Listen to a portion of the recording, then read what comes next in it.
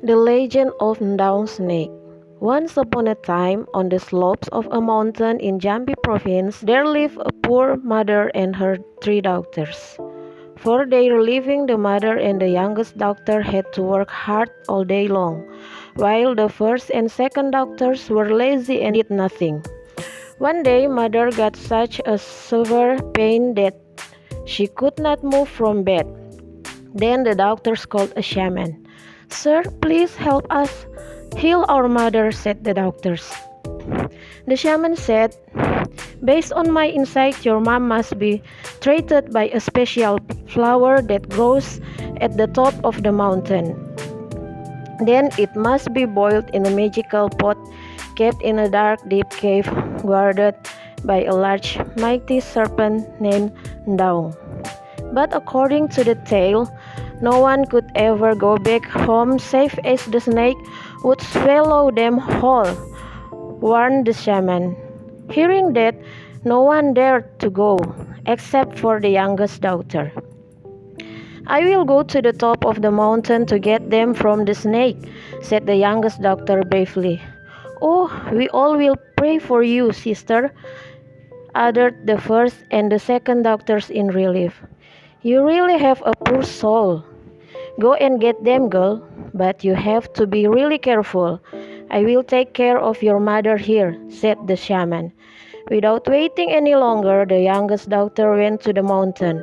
After 3 days of walking, she finally reached the mountain peak. "Ah, that's the flower. I have to go really quick," said the youngest daughter. It was just in front of the cave door. When she grabbed it and was about to put it inside her bag, she heard a very loud snake hiss.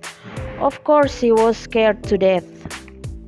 "Hiss, you are so brave to come to this place. Did you just steal something from my place? You'll surely be a perfect breakfast. You have a nice scent, so appetizing," hissed the snake horribly. "Oh, magic snake, please pardon me. I certainly don't dare to bother you, but my mom is seriously ill. I'm here to beg for only one flower and borrow your magic pot to treat my mom." The youngest daughter fell on her knees while crying. Unexpectedly, the snake started to shed tears. "What a nice girl. You risk yourself coming here to treat your mom." "That's right, O snake. I love her so much, and I'm begging for your help." She still could not stop her tears. "All right, I will let you bring the flower and lend you my magic pot with only one condition. You have to promise to return here as your mother gets better and stay here in this cave with me," said Ndaung Snake. Because she loves her mother, the youngest daughter nodded in an agreement. Thank you, a magic snake. I will certainly return to fulfill my promise." The youngest daughter then went back home, gave the flower and the magic pot to the shaman, and immediately went back to the mountain. Even though deep in her heart, she did not really want to go back. Just then, the youngest daughter returned to the top of the mountain in the middle of the night. To her surprise, she did not meet Ndaung Snake but a well-built man. "Don't be surprised. I'm Prince Abdurrahman Alamsyah. I was cursed by my uncle and became a snake.